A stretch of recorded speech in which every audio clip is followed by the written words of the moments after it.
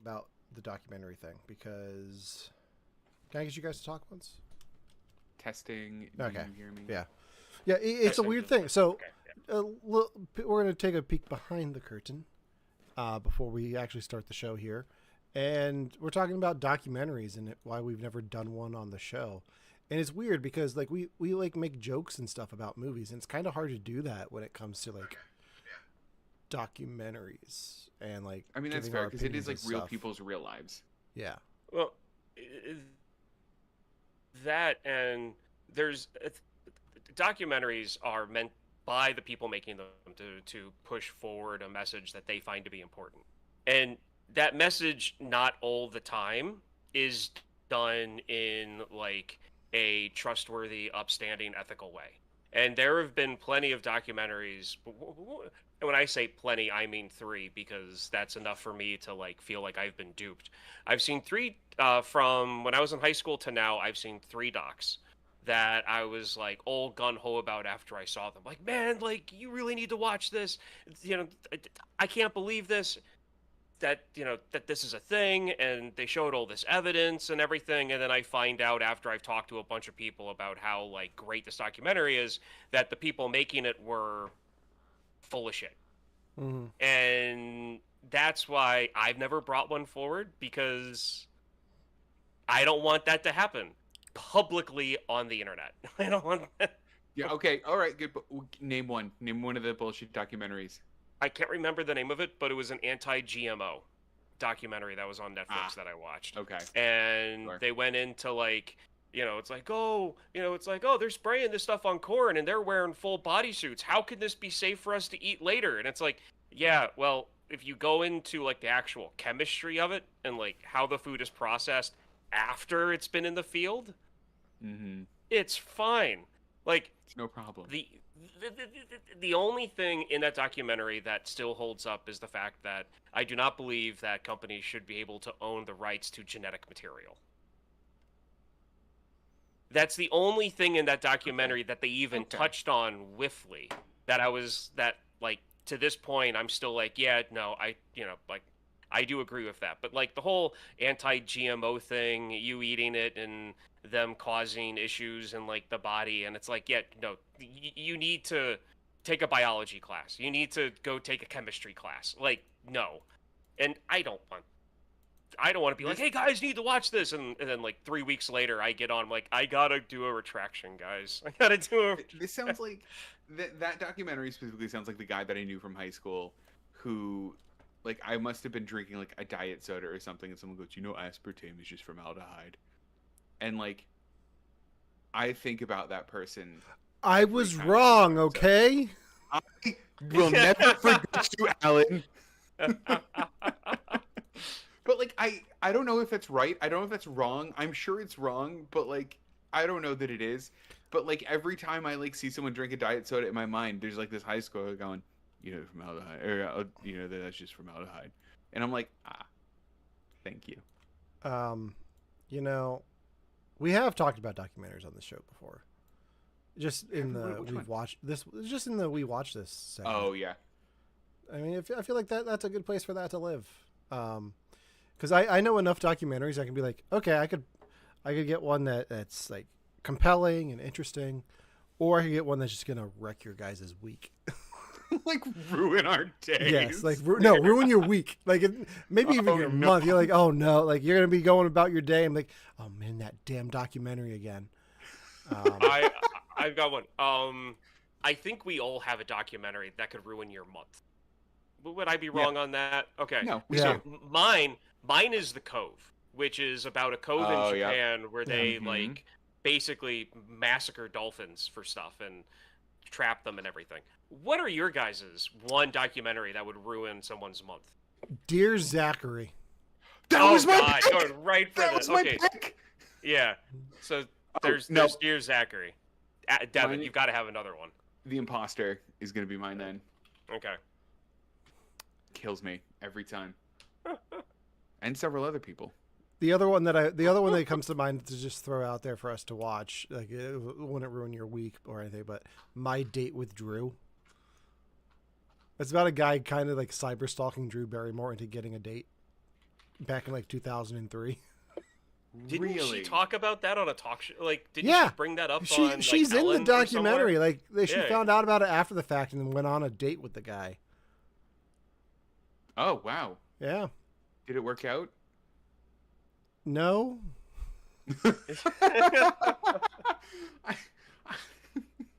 I saw one called Unhung Hero. The whole point of it is that this guy proposed to his girlfriend at a basketball game, and she said no because he's too small down there.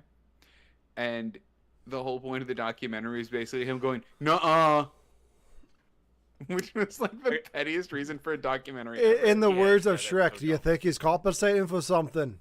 Exactly. So good. Unless Uh, unless the documentary's X-rated for a very specific reason, there's no way that he can that doing that does not come off as exactly like you guys just said. Like That's unless it. it's That's like it. here documentary, wait, show it. De- Like yeah, no, it's not. And then Devin, like what's- it's a 5-second doc. what's the runtime on that doc? Oh, let me see. It is. Ooh, that was unfortunate. It's an hour 24. Yeah, no. Eh, Yeah. That's a bit longer than I expected. Although putting in the doc's name and then the word length also gets you the length of something else in the doc, and I was unhappy to have that in my face now. Thanks, All right. guys. You're welcome. You're welcome. How else can we mess with Devin's search history? Xbox All right. achievement achieved. Xbox achievement. All right. Well, speaking of Xbox, that works into our first topic. Hey, everybody. Welcome to You Have to Watch This podcast. I'm Alan. I'm Ryan. And I'm Devin. And it's been a minute since all three of us has been here. Mhm. Yes. Each week on You Have to Watch This podcast, we're making sure to watch movies one of us has never seen before. This week it was Devin's pick. He in the group chat, he responded, we don't need to go see Disclosure Day. We have Disclosure Day at home. Today we're talking about Invasion of the Body Snatchers. But before we get into that, we like to talk about things that we've been watching in pop culture, just catching up a little bit on everything that we've been doing outside of the show, and in a segment we call We Watch This. But we're going to start off with Devin because, much like me last week with Lego Batman, you brought up a thing that you're playing. Yes, because I don't watch anything. We'll have to talk about it. But I am playing 007 First Light. Guys, do you guys know about this? Like, how much do you know about? I know. Yeah, I you know do? it's a thing that exists. I saw it advertised on my Xbox feed like 2 days ago. I'm like mad at both of you for not owning and playing it. Like, I've been laying the groundwork for this for years. Like, it is the perfect Bond game. The guy that plays James Bond in this, I forget who he is, I'll have his name in a second, is like an incredible young Bond. And it is like, Patrick Gibson is his name. And like everybody just does such an incredible job of like fitting the James Bond tone, doing the James Bond thing. And it's like filled with references. I was playing it not 20 minutes ago.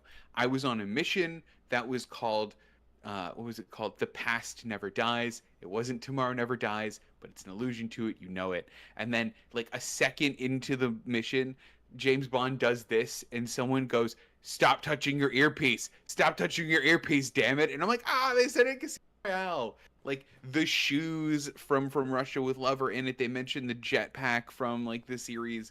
It's so good. Guys, it's so good. I like it. I just, like, luxuriate in this game. Like, it is just, it feels like it's made for, like, a Bond nerd.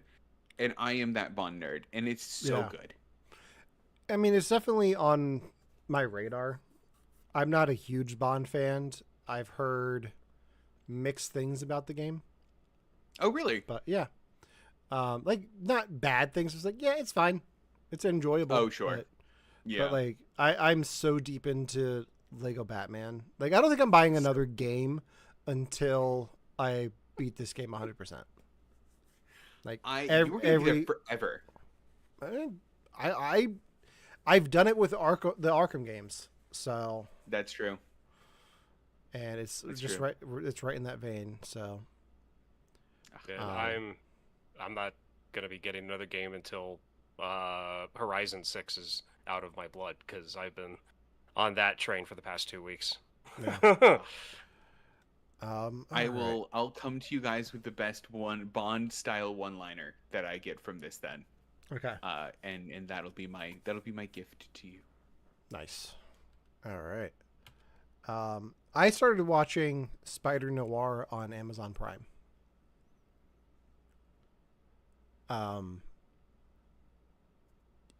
What do you guys know about this show? I saw the trailer for it. Yeah, I'm lost. Oh, there we go. I saw the trailer for it yesterday. Okay. That's all I know. Devin, you had a I weird haven't look on seen your the face. trailer. Do you know what I the haven't show seen is? the trailer. I haven't. I know Nicolas Cage is involved. Yes. And literally an hour ago, somebody said, "We just finished Spider Noir on Amazon. Best Marvel series in a very long time. You'll love it." It is fantastic. I've only seen Yeah? one episode, but I'm like, Nicolas Cage. Like, I feel like Nicolas Cage has needed like a series to like breathe a little bit as an actor. And like he's played Spider-Man before, like this version of Spider-Man before in the Spider-Verse films, but this one, like he brings the Nick Cage to it and is fantastic. Like it kind of takes me out of it when he's like doing the web slinging and stuff, because I'm like, that's not like he's too old for that. Like,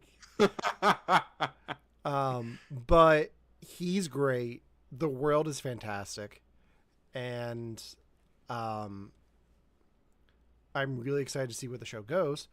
Now, one of the cool things about this show is there are two versions of it. There is the black and white and the true hue color version. Which version of this show would you guys watch? What in is which True one? Hue? In which one? It's just same it's, question. It's just the colored version. So they filmed this for black and white, and then like, you know what? We're gonna scare people away with the black and white. Let's make a color version. So they went in and colored it. So it was never. It was intended to be black and white, but they made a color version that's a little bit more saturated than it would normally be. So so it kind of has the feel of those like black and white movies that they like turned to color. Yeah. In like you the know 70s. When Ted Turner was on his stick. Yeah. Yeah. So which version would you watch, and which one do you think I watched? You watched the black and white one, 100%. 100% you watched. Oh black yeah. and white. Oh yeah. Absolutely. Yeah. I would try, once I get to it, I'm going to try to watch it in black and white first before I try to watch it in color. But like I like Nicolas Cage. I do. I like him in movies, but like there's like I've only seen Con Air like twice, and that's because I can't really take Nicolas Cage to like that extent. You know, like Face Off is excellent, but it's because he's partnered up with John Travolta, and like that kind of like that's a different monster that I can actually like watch multiple times. But like Nick Cage on his own being Nick Cage, I don't know how long I'm going to be able to take it at him as a character in a show. That's my only thing that I'm concerned about. Okay, so he's Nick Cagey, but he's not like full tilt Nick Cage. Okay. I recommend. I highly recommend it. It's very good. I'm gonna watch it. I'm gonna do the black and white version. I'm with you, man. If it was filmed for black and white, like that's the original intent, I'm not gonna like not watch it that way. Well, and I have the advantage of having a projector to watch it on. So like I'm gonna like I feel like tonight I'm gonna end up watching it, and like I just need to get like a fog machine so it's like a little smoky in here, so that watching it that way. I feel like that's the intended viewing. Yes. Is it like? Okay, so I know that like sometimes superheroes will do this, right? There's like the Batman Japan one or like the Batman Samurai one. There's like probably Batman Noir, like, and every time they do it, it always kind of feels like not like to me, it feels like the stakes of the world don't matter because this is just like a cute little experiment they're doing. Does it have that same like feeling? No, it's a pretty well fleshed out world so far because there are other characters in there that you know from Spider-Man lore, like Silvermane's in there. Spider-Ham. Robbie's in there. There's a version of Felicia Hardy in there. Oh, that's cool. But yeah, Robbie Robertson from the Daily Bugle's there. Right. So. Right. And he's not playing Peter Parker. He's Ben Reilly. So it's. Ben Reilly was Scarlet Spider? Yes. Okay. Yeah. Yeah, that's cool. I like that he's Ben Reilly then. Yeah. So he's got like a different backstory. He doesn't have the, bit by it. Is he playing like Nicolas Cage at his age? Like he's been Spider-Man for a while in this story, or are we getting? Yeah, he's been Spider-Man for a while. So. Okay, cool. Always the trench coat on top of the Spider-Man thing. So slight spoilers. Haven't really seen him in the Spider-Man suit yet. What? They open with it, but yeah, in the story he's given up being Spider-Man. Or the Spider. Oh. That's a cool place to start it. Okay, that's cool. So, it's like this investigation that he's on, because he's a private detective, starts bringing him back out. Okay, so because that story's question. never been done before. No, I've never heard of that in a superhero movie. What a unique concept. Yeah. Are his webs an innie or an outie? Does he produce them or does he make them? I don't know. I'm wondering the same thing. Okay, because so from the trailer, I got the sense that it was an outie. Okay, so he's like in his little Nick Cage workshop somewhere, like whipping up a batch of like fluid. In the one time I saw the trailer, without any other context, but the one scene I saw him use it, I was thinking like Spider Noir. It's like stylized like the 1930s, 1940s. Like, is that like a weird like hydraulic powered like grappling rope or something? So like like kind of like steampunky almost. Like that's what I was thinking. Kind of cool. I like that. So like that's idea. what I was thinking. But I don't know. Like I said, like half a second. All right. And then I also started, because the Tonys were this weekend, I didn't watch the Tonys, but I saw Schmigadoon won for Best Musical. Schmigadoon? Yeah. Do you know what Schmigadoon is? No. Devin, this is right up your alley. It is an Apple TV series that they made a Broadway musical. It's about a couple that is on a hike and ends up in a musical, but like Rodgers and Hammerstein musical. So like they're in they're pretty much in the town from a Music Man. Oh my god! So it's got Keegan-Michael Key and Cecily Strong as the couple. Alan Cummings in it. Ariana DeBose. Jane Krakowski. I've watched the first 2 episodes. And this Titus Burgess is in it. Yeah. Fred Armisen. Oh, damn! This is cool. Okay. Yeah. Wow. And that's a musical now. And that won. It's a musical and it won. So Lorne Michaels now has a Tony. What a good guy. So, I'm enjoying it. I think it's right up your alley, Devin. I have yet to find a show on Apple TV that I don't like. So I'm just like, if I had to cancel all my subscriptions to streaming services, I think Apple TV would be the one I keep right now. Did you see Amy Adams' crime one? No. I caught like 10 minutes of that. Seems all right. Is that the Cape Fear? That's it. Yeah. I've never seen any Cape Fear anything except for the episode of The Simpsons. What is it? Sorry, I didn't know this was something. Cape Fear was a movie back in like the 50s, and they remade it in the 90s with De Niro, and then The Simpsons did it with Bart and Sideshow Bob. Good, as they should have. But yeah, I saw a trailer for that when I was watching Schmigadoon. I was like, oh, Javier Bardem and Amy Adams? Okay. Yeah. Hell of a cast. And Patrick Wilson? Okay. Yeah. All right. And then finally, Ryan, you watched a thing called The Terror. Tell us about it. Yes. So For anyone who's been watching along, I've talked about the Terror season 1 with the British soldiers that got snowed in to up in the northern like part of Canada, trying to find the passage between Britain and China back in like the 1700s. The season 1 is great. It is not as supernatural as I thought it was going to be, but the torture that the men put themselves through, dealing with the elements and a host of medical conditions for back then, pretty terrifying enough. So season 1, highly recommended. Season 2 is even better. It follows a family of Japanese Americans, some of them native-born in Japan, who then immigrated to the U.S.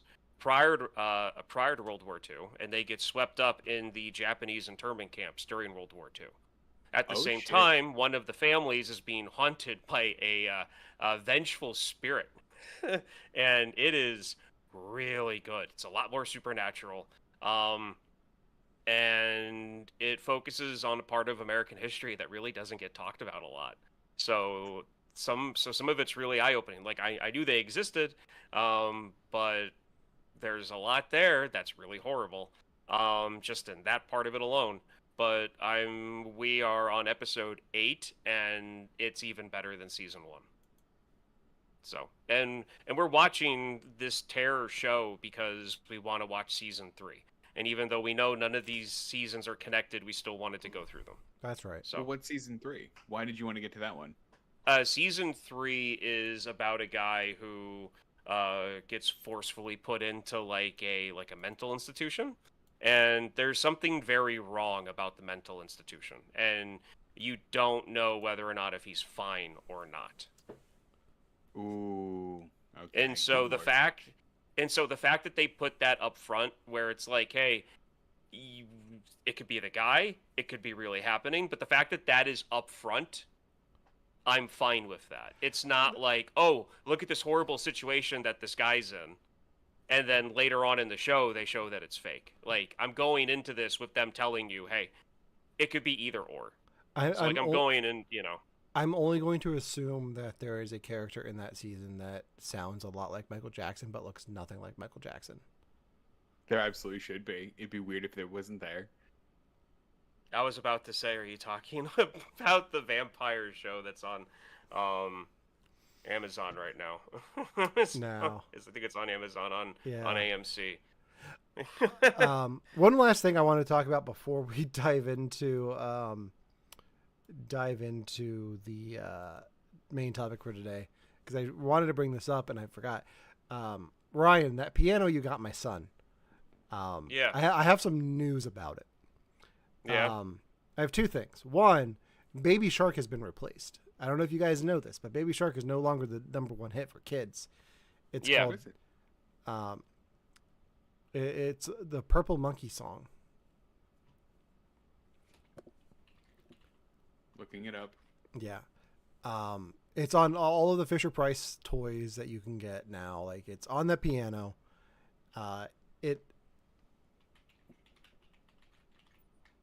It's an earworm. Do not listen to it. I mean, Baby Shark was an earworm too. Yes. But like, it's become a meme that I've been seeing in like TikToks and stuff. Like kids, parents groups. Kids 20 years from now in the club, and it's just like that meme of John Hamm like in the club, and he's like jamming out to the Purple Monkey Song. So funny. There's going to be like 30 EDM mixes of it. But I learned 10 years. Yes, I learned something about the piano that I have not stopped doing every time I'm playing with it with him, and that is I can play the theme song to Top Gun on this piano.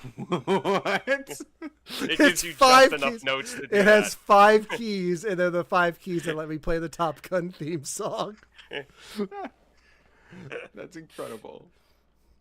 So be prepared for a video of that coming to you guys soon. So, I can't wait. I cannot wait.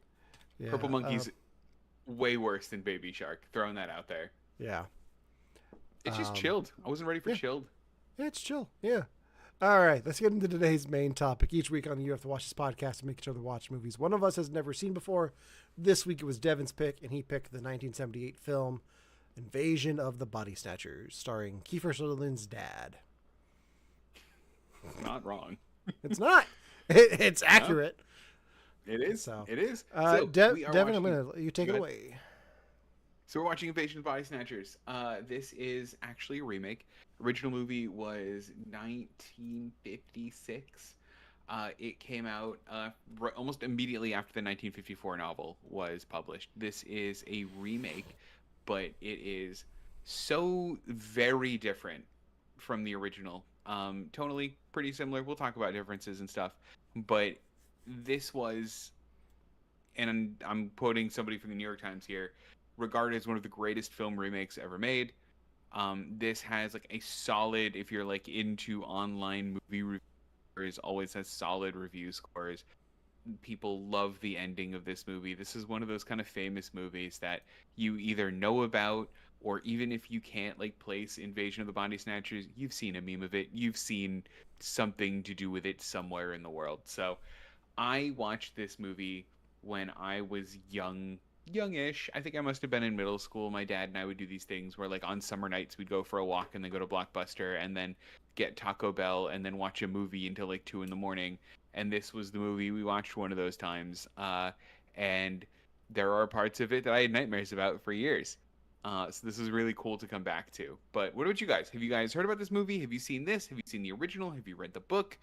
Tell me everything. Just hit me with your answers. I'm ready. Ryan, you go ahead. So I had thought I'd seen this before because you were like, oh, it's Invasion of the Body Snatchers. I'm like, oh, I saw that once when I was like 5, and I would have like a story and all this other stuff, and yeah, I don't have a story. I completely was thinking of a different movie, but the movie that I was thinking of was still around the same time. It looks similar to this. It's kind of a similar storyline, but definitely not this. What was I that have movie? seen the memes. I don't know the title. I need to look up the title for it. But it was a very similar 70s movie where there were aliens copying people. But I think in that one they were legit just killing the people off entirely and just cloning their bodies for physical form, not trying to like mold who they were into who they are. But I definitely know this movie by memes, by just cultural references. I've always heard great things about it. Never got the time to actually watch it before. And it's good. It's in movies in the 70s are not really big with me, but that's when a lot of like stories were changing and getting like the way filming was being done differently. They were pushing boundaries that weren't done before. So like I appreciate these movies for what they are, even though they are unfortunately made in the 70s. Aw. Alan, tell me all about it. I have never seen this movie before. I have seen some of the memes, and I kind of knew how it was going to end. So How did you know how it's going to end? Because I'm me, and I just know things. Oh. So, not to say there weren't some surprises throughout the thing, but yeah, I'd never seen this before. I'm aware of the remake of this, starring Daniel Craig and Nicole Kidman, The Invasion. Because I don't know why, but I have a vivid memory of that playing at the drive-ins. I never saw it, but I remember that was a thing that they played there once. Don't know why. But,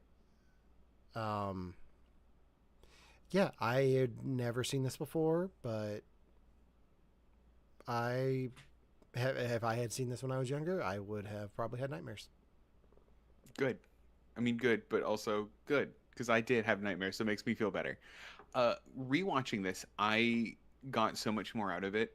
I think when I watched it with my dad when I was a little kid, it was more about like oh, look at it, weird, it's such a weird plant thing. Oh man, they're so creepy, and it could be anyone. And like, I think that was around the time that like Battlestar Galactica was like kicking itself into high gear.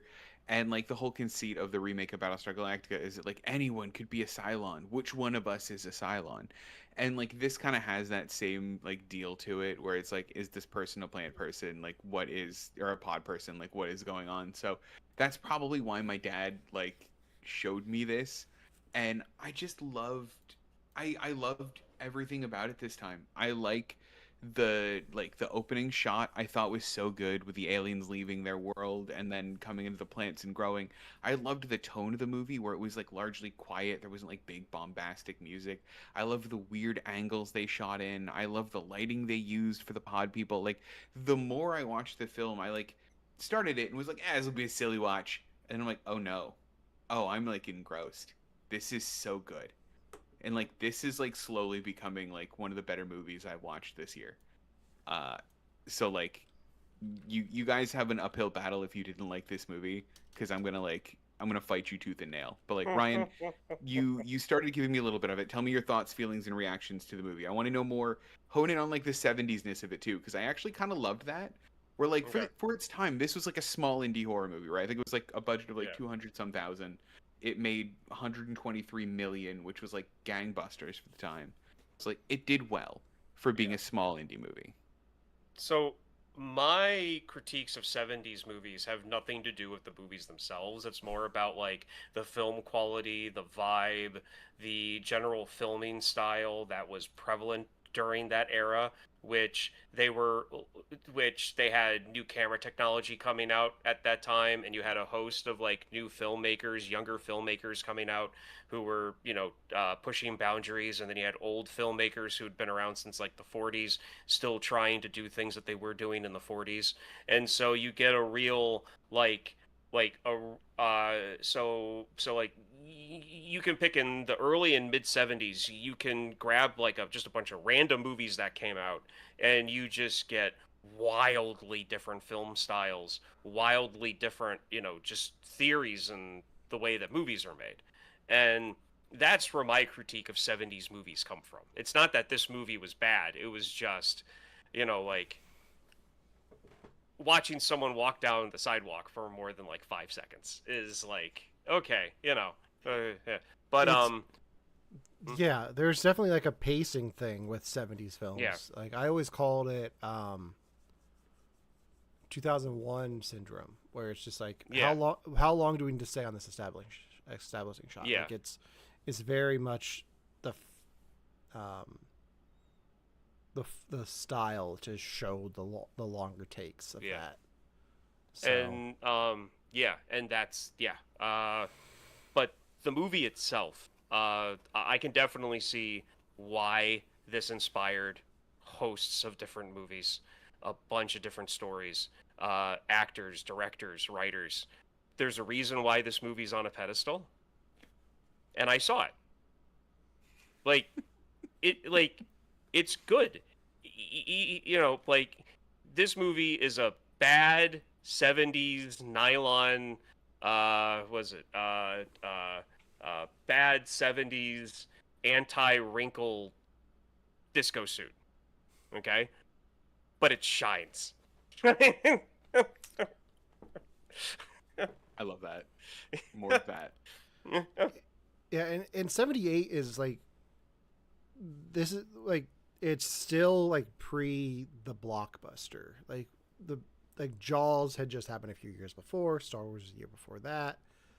Like this is still like the dawn of what movies become in the 80s, where it's big and bombastic. It's still got that like the dirtiness of a 70s film, where it's like 70s films have a sound to them. I can't describe it that well. I think maybe I would say it's a little bit more tinny. Like it seems a little bit more like muffled. Like it's not crisp. It's not clear. It's like it's got a little bit of a, like it sounds like you're listening to it through like tissue paper, like cheesecloth. Yeah, like something that's not like gonna block the voice, but like there's something noticeable there. Yeah. And this has that, and just like the way it's lit and the way they do effects. Like it's still practical effects. It's Mm-hmm. very practical lighting as well. Mm-hmm. Yeah. And I love that. I mean, so one of the major things about the movie, because the director of this movie was very much in touch with the director of the original, and they were kind of in step about like what it was going to be, how they were going to change it, and why they were going to make those changes. And one of the big things that the director Philip Kaufman wanted early on was he wanted this one in color. The original was in black and white, and he was like, the new one has to be in color. So one of the things that they did is they tried to still capture that same noir style, that same noir lighting, those same kind of awkward camera angles that you got with the 1950s shots, and recreate them in the 70s. And I think one of the things that jumped out at me, and you guys are probably a better judge of this than I was, is that some shots felt a little Hitchcock to me. Mhm. You mean like the zoom in on the priest on the swing, and then switching to the priest's perspective, Yes. swinging back and forth, making you Yes. seasick on your couch? Yeah. Yeah. Like, Yeah, what the hell was exactly that that? one. I have no idea, but I loved it. I loved that like I mean that I loved like some of the wide like crowd shots. There's like a chaos to these old crowd shots in movies that I don't think you get in modern day. Where sometimes it feels like someone just brought a camera to this like thing and they're filming. And that's probably not what they're doing. The extras are probably very coordinated. But like particularly that scene with Jeff Goldblum at the book signing feels chaotic in a way that like some of the Alfred Hitchcock movies I've seen feel Well, Yeah. chaotic. I Well, I do. Sorry. go ahead, Ryan. Okay. I do remember watching a movie documentary show thing on like Discovery Channel when I was like maybe between the ages of 10 and 13. Where they had film, it was either 80s or 70s, of a director telling a bunch of extras and are saying, "Hey, so the star is going to come through here. I want each and every one of you to be as difficult to walk around as possible. He needs to get through." And he gave like a certain amount of time, but I need all of you to get in his way.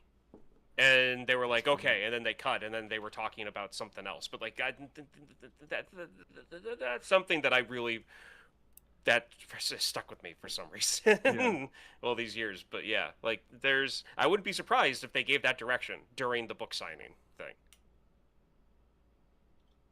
Yeah, I don't know. There's something about like every bit of it that like just felt right for what it was telling. But for those of you who don't know or aren't familiar with the story, really the plot of the story is that an alien species leaves their dying planet. They come to Earth, and they kind of attach themselves to plants and use those plants to make doppelgangers or clones of people through those. And it follows Donald Sutherland, uh, and Brooke Adams essentially as they kind of navigate when people around them are changing. There's a bit of a psychological horror element to it. You don't entirely see the plant or pod people yet, and is her husband, for example, really just now suddenly cold and distant when he wasn't yesterday? And you get Leonard Nimoy as an author slash psychiatrist who is like convinced that it's like her personal problem, which I quite love. Like, it's just, I don't know, it's a good psychological movie, then it turns into a very weird alien movie, with an ending that I love that we'll have to talk about later. But like, how did you guys like the setup of it? Was it compelling to you in the same way it was to me?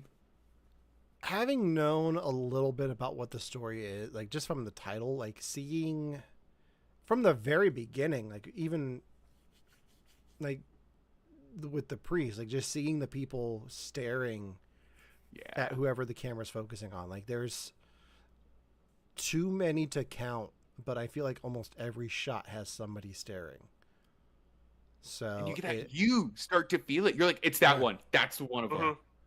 yeah, um, yeah, and it was off putting from the beginning. Yeah. Oh, I love a good off-putting film. Ryan, did you have the same? Yeah. Did you like the setup of the premise? Yeah, I mean, it was good, like knowing what the premise was going to be. It's like, oh, okay, well, I wonder how many of these characters they're going to be introducing are going to be, pod people by like, halfway through.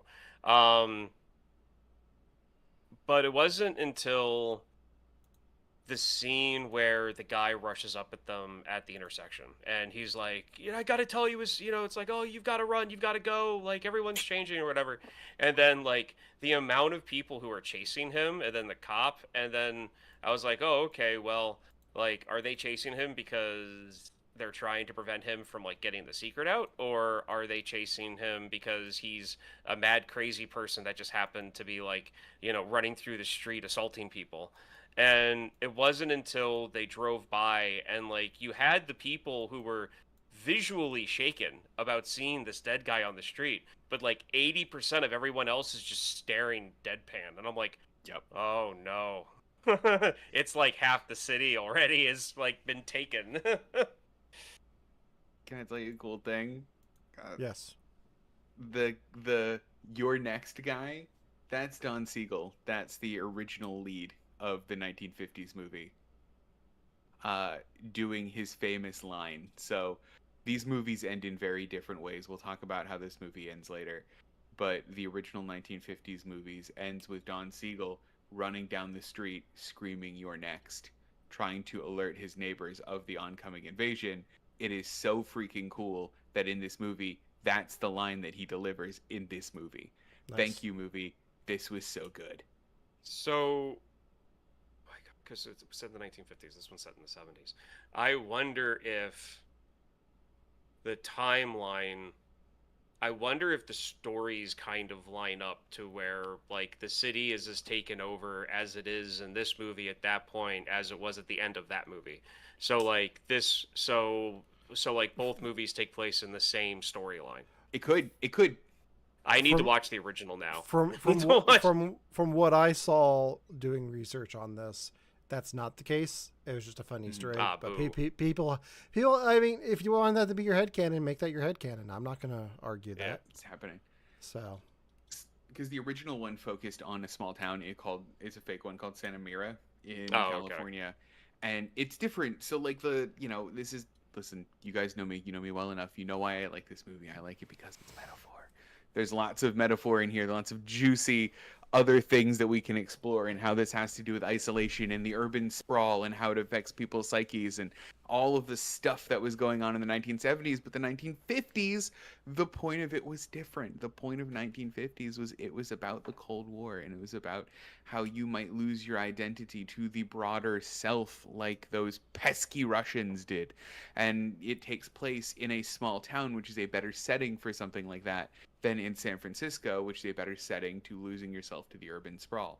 So they had different messages, they had different metaphors behind them. So I guess if you headcanon it hard enough, it might actually fit from small town to San Francisco in 20 years, but who knows? Okay. One of the things that I think about when I watch these movies or when I recommend these movies is how I always think like, well, what's Alan gonna think of this one? Or like, I wonder what Ryan's thinking about this one. And like, one of the major things about this that I like thought about right away for you guys was the cast. Because I was like, I think they'll think this cast is fun. Guys, was I right? Did you think the cast was fun? Tell me I'm right. I mean, yeah. Yeah. I don't know if I've seen many Donald Sutherland things. I've seen like the first two Hunger Games movies. I saw Space Cowboys, which he's great in. I don't really know much of his work. I haven't really seen much Leonard Nimoy outside of Star Trek, so that was refreshing. Although he's still playing kind of a Spock-esque character. Very logic. Very logical. Nanu.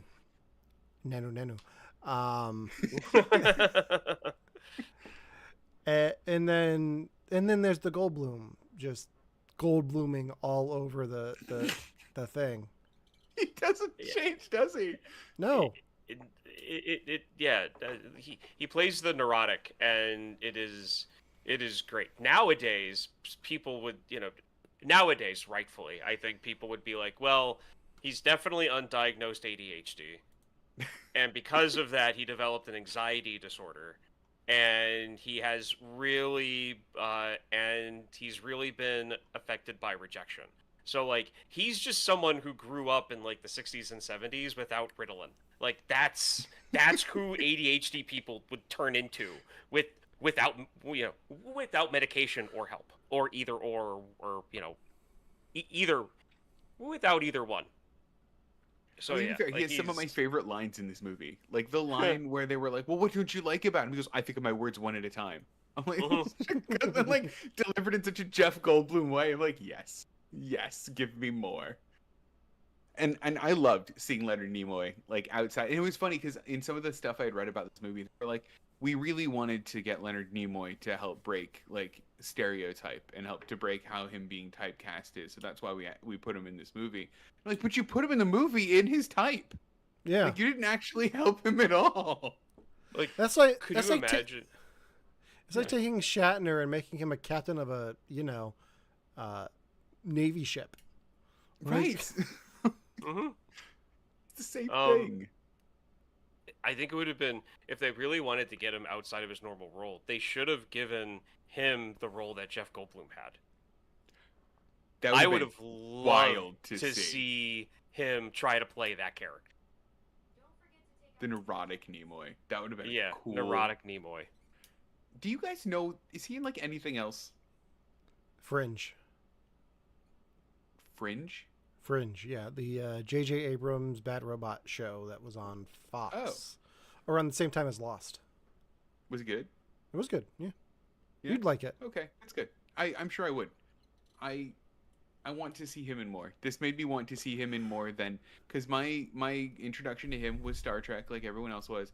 Then I saw him in the song that he made about The Hobbit on his album Nobody Talks About, and then that's it. That's all I've seen him in. Devin, when you're in town, we will listen to that album. We need to. I have it. We will introduce my son to The Ballad of Bilbo Baggins. Ballad of Bilbo Baggins. I love it. Ryan, was the cast fun for you? Tell me it was. Oh yeah, no, it definitely was. You've got actors that I've only really seen older. And like this is like, they're in their 20s or early 30s or, they're just at the start of their career. Like their names aren't that big yet. To where they're going to be. Like it's kind of like it's got to be for kind of like a teacher, like it's like a high school teacher. You see the freshmen come in, and then in 4 years you see, like the quiet little freshman in the back is now like the one of the best public speakers in like the in their grade, and like you see and you see that progression, and you couldn't have guessed who was going to turn into what. And like this movie was kind of for me kind of being like, oh look, this is them young, who knew their careers were going to turn into what they did, and like they were going to be the elite of Hollywood one day. Like this cast was going to be like the elite at some point. If I could only tap Jeff Goldblum on the shoulder and show him a clip of what he was in Thor, he would have been happy. What would his reaction have been? I think he would have been mad at himself. I think it's like he would have like hated like the blue lipstick across the face. He would have been like, no, absolutely not. We're stopping for what? The now. Grandmaster? Yeah. I would, if I could go, what would I show him?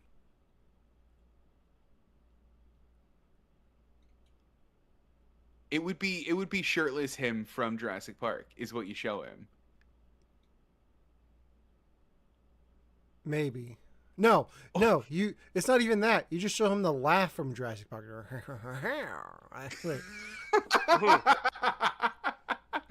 This is you. This is what you become, and it's iconic. And he'll be like, all right. I love that. Was any part of this movie scary for you guys? Any part creepy? I'll tell you the part that did it for me as a kid. If you guys don't have a ready answer, go for it. Yeah, it was a dog with a human face. What the fuck was that?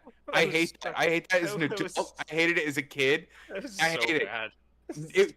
I don't care that it was a bad effect. It was like enough. They did enough. I still hate it. No thanks. Oh, because I had to go back and pause it to even see what it was, because to me it just looked like a dog with a blurry face, and I'm like, what? Like, what are they freaking out about? It was just a dog, and then I go back and I'm like, oh, that was a Halloween mask on that dog. I assume that the pod got the two mixed a little bit, right? Yeah, it did. Yeah. No, that just made me laugh.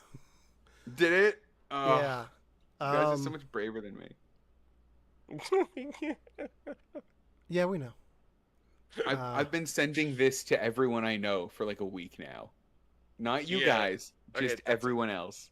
I am adding you to the list of people that Kristen and I text whenever we go antiquing and we find really creepy, really disturbing stuff, and we text pictures of it and we say, hey, found your birthday present, or hey, found your Christmas present.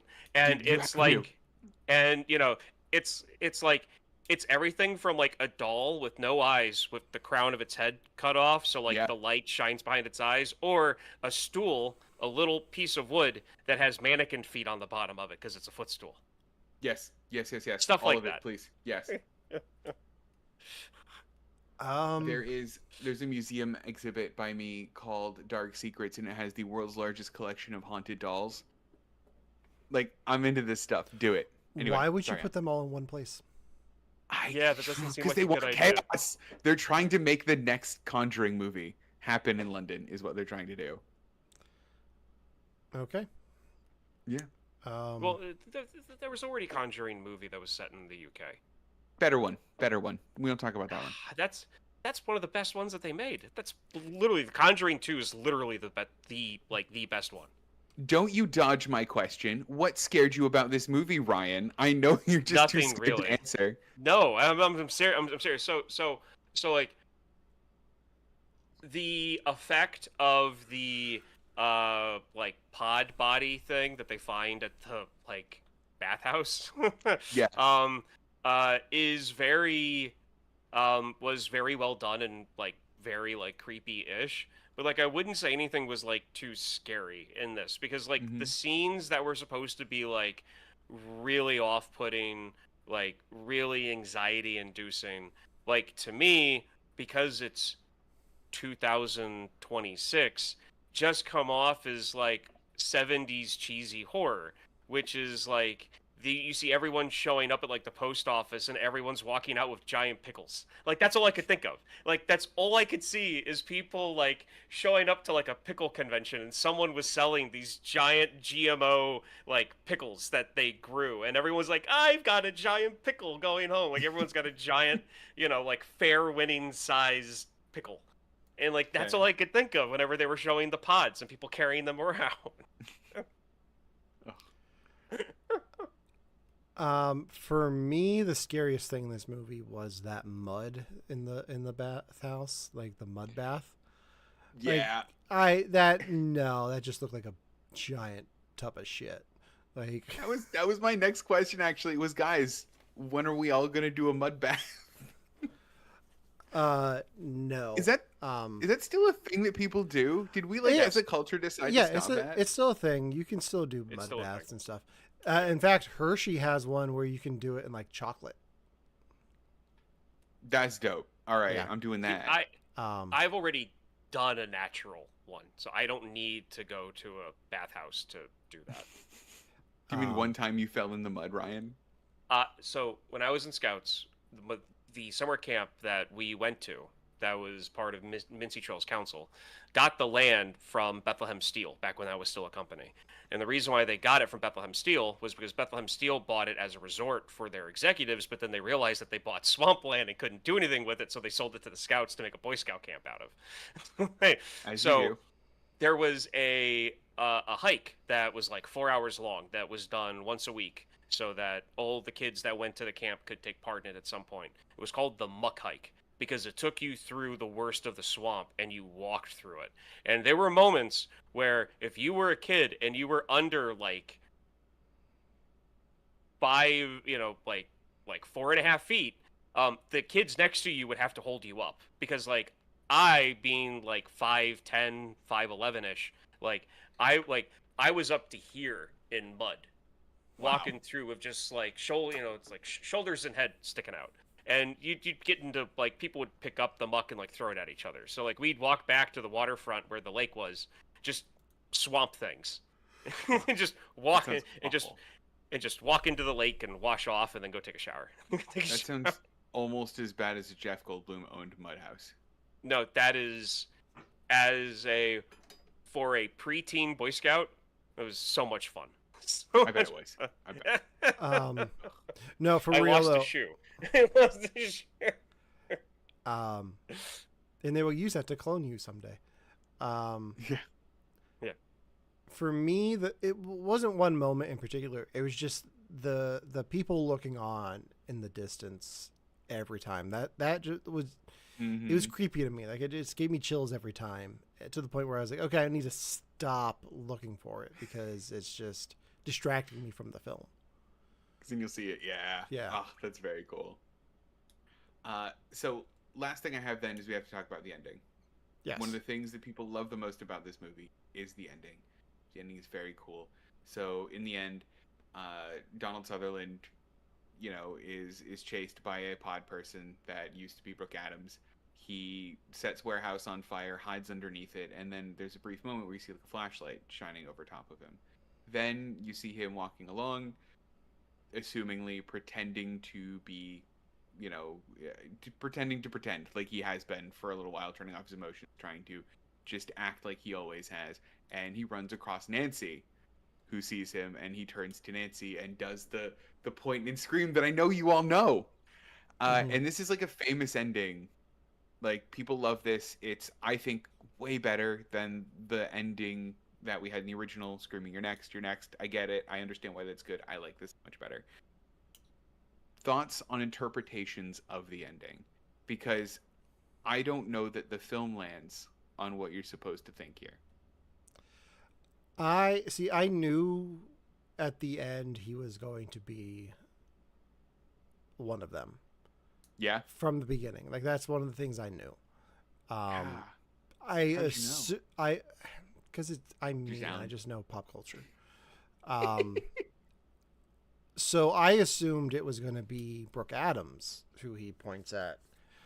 Sure. So I wasn't expecting her to change. So that caught me off guard. Like, I was surprised by that. Yeah. But once we got into that like epilogue thing where he's clipping the newspaper and everyone's back to work but not working, it's I knew it was coming, but I didn't know how. So when she showed up, I was like, oh, okay, that makes sense. So you're like, oh, okay, that's how it's gonna go then. Yeah. Ryan, were you surprised? I was surprised that any of the characters were able to stay awake that long for him to have that, like, to follow him for a day and all of that. I knew that he eventually changed, just the same way with like Alan. Like you read stuff, you overhear stuff, you find out. I didn't really have a thought about who he was pointing and screaming at, but it makes sense for who it was, and I almost find it kind of tragic that she was the last one left standing.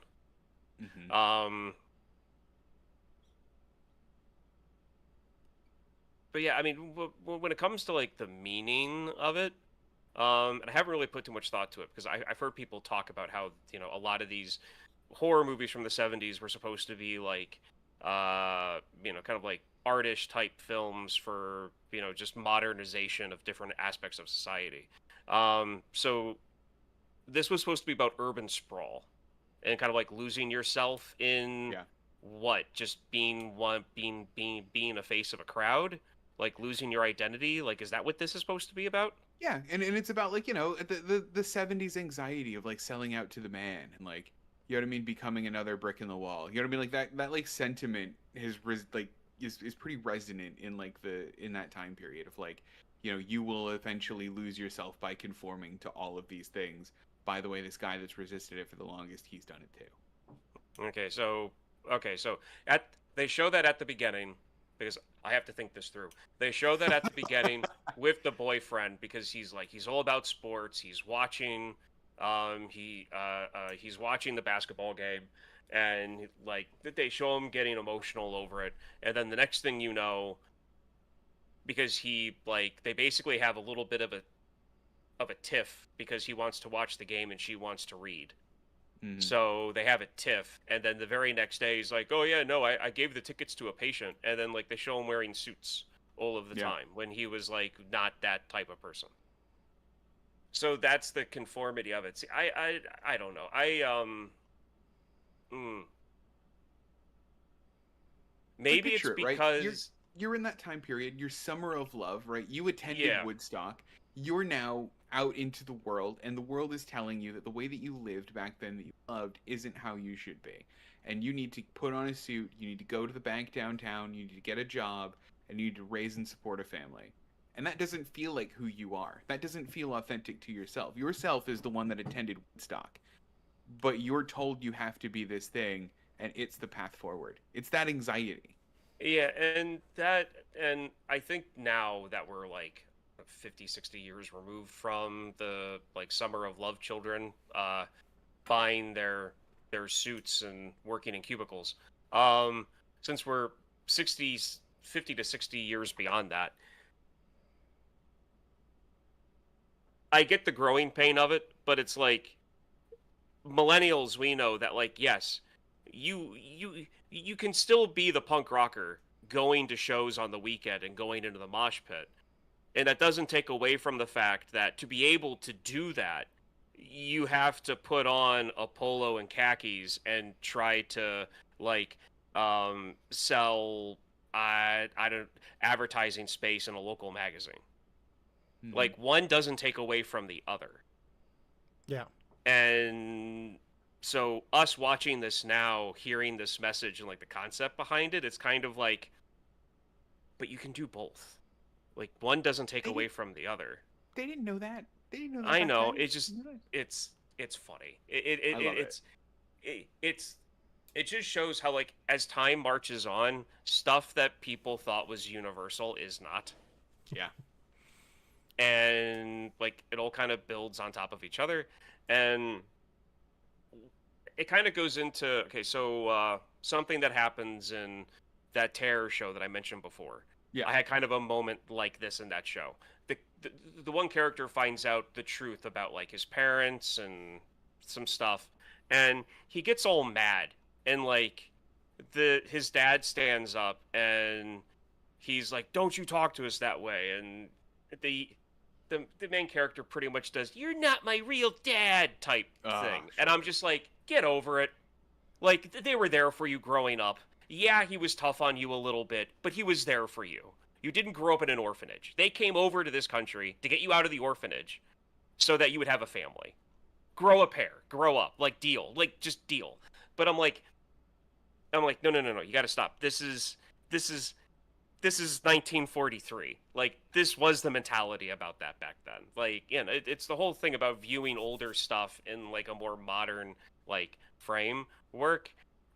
Maybe that's another reason why I'm not really that hot on 70s movies is because a lot of the themes are that like oh the communism will destroy your soul and capitalism will fill it up and make you great, or oh, like the urban sprawl is horrible and you want to go out in the country and live there, that's what's better. And it's like, yeah, you gotta stop, like just think a little bit deeper about this subject and you're going to be fine. Going to be fine. Well, I now wonder what, because I didn't know about the remake, the Daniel Craig one. Alan, do you know like what subject it tackles or like what lean it takes? That's a great question. I do not. If I had to guess, because it was like 2005, I'm gonna guess terrorism. Oh yeah, probably. What's That's the a name of the good movie call. again? The Invasion.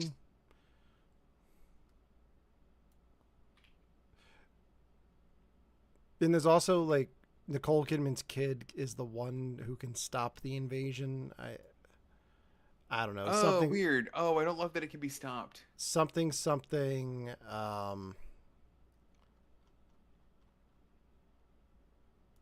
We can save the day because we're America. I'm guessing, and it's set in That's Washington fair. D.C. So Oh wow. Okay, really on the nose then. Got it. Does Daniel Craig at least put on an American accent? I have no idea. I want to watch this movie now. This is a Devin project. Don't you guys worry. I'll tell you all about it. Okay. But this is one of those movies that I loved after watching, and talking about it with you guys made me love it more. So thank you. Good. Yeah. Good.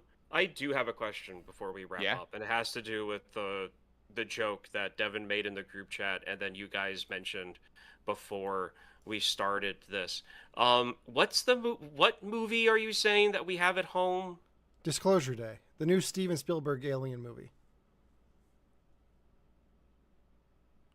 The tagline is, Steven Spielberg's you weren't alone. If someone showed you, proved it to you, would that frighten you? Steven Spielberg's a filmmaker. He's been around since the 70s. He did Jaws. He did Indiana Jones. Aliens or anything that's not human. It's got, I mean, it looks like a good cast. It's got Emily Blunt in it. It's got Brian Cage in it. I mean, it does look good. It genuinely looks like I'm excited to see this guy, actually. Like, yeah, that's why I picked this movie too, is because I'm actually jonesing to see this movie, and I needed like a alien invasion movie to fill that void while I waited. Yeah, I don't know if Disclosure Day is going to be like people are secretly aliens or not. I haven't really seen much beyond the teaser trailer. Yeah. But I'm excited to see this too. I don't know if I'll get to see it in theaters, but I want to. Sure. I also wanted to see Mandalorian and Grogu, and that didn't happen. So I feel like you either watch it in theaters and it becomes an interesting thing, or you watch it on Disney Plus and it just feels like an extension of the show. Yeah, that's it why it felt like an extension. Sorry. Yeah.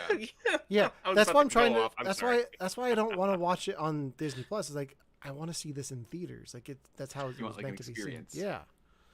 I did not have that reaction at all. If we're going to spin off on this just for a tiny bit, did you see it? The trailer. I'm sorry, but the trailer is bad. The trailer is bad for this movie. All I could think of watching the trailer, in the way that the trailer felt, the way that the scenes were shot, even the font they used for the title, I just kept on thinking to myself, why isn't this just the next season? Yeah. I mean, you guys weren't on the Jabba the Hutt train? He's pretty. Yeah. He was pretty good. I could barely watch those scenes in the trailer. I'm gonna watch it. He's the guy from The Bear. He's the guy. Yeah, he is, isn't he? Yeah. Speaking of trailers, did you guys see that there's and the guy from The Bear? See the trailer for the sequel to The Social Network came out today? What? Yeah, they're doing a sequel to The Social Network. No, what's it called? The Social something, I forget. Social Network 2. Social Reckoning. Social Reckoning, yeah. With the guy from Succession playing Zuckerberg this time. Oh my God, Jeremy Allen White's in it. Bill Burr's in it. Yeah. I thought the movie with the 3 billionaires at the excluded mountain house where they destroy the planet, I thought that was Social Network too. Yeah. I mean, also that. And also, on the note of things that didn't get another season, did you guys see the Doctor Who news today? No, what? They pretty much canceled Doctor Who. How do you not know this when you live in, like, I assume that there was like radio alerts and rioting, people flipping the king cars came over. out and said something. We're actually in a national day of mourning right now. Yeah. No, I have been so like in it lately with like work and stuff. I haven't had a second to think about like the world outside of the wide world of trade compliance. Got it. Okay. Well, yeah, essentially Doctor Who isn't coming back anytime soon. BBC has parted ways with David T. Russell's and his production company. So they're taking a year to like see who wants to take it over next. So Devin, if you want a break from like the trade routes stuff. Yes. I'm just saying. We could do Doctor Who. We could do Doctor Who. Doctor Who. 3 Americans. Yeah. Let's do it. Let's go. That didn't suck when they did it in the 70s, and it won't suck now. Good. Let's bring back Paul McGann, guys. Let's do it. Why? No, it's what everyone wants. Yes. Yeah, no, that's wild. I want to watch this movie about the social reckoning. That sounds good. I like that they're naming their things like Mission Impossible movies too. Yes. Good job, guys. Yeah. I can't wait for the social reckoning part 2, Electric Boogaloo. All right. Well, I think that's all we've got. Next week, Ryan, it'll be your pick. What's the film you're going to have us watch? So, next week is my birthday week. So I am going to be showing you guys a movie that's been on my list forever. It is a pivotal. Is it pivotal? There you go. Did I say it right? That Pivotal? second time? Pivotal, yes. Yeah, movie in my life. 1995's Screamers, starring was it Peter Weller, RoboCop? Oh, cool. That's why I didn't want you to look it up before, Devin, when I told you what the title was. I wanted to surprise you with the with the lead. So that's very cool. Yeah. Okay. In our next episode, we'll be talking about Screamers. All right. Cool. Very cool. All right. Well, join us next week right here on YouTube, Facebook, and Twitch. You can listen to You Have to Watch This podcast on all major podcasting platforms. And like us on Facebook, follow us on Instagram, and we'll see you next week for You Have to Watch This podcast. I'm Alan. I'm Ryan. And I'm Devin. No!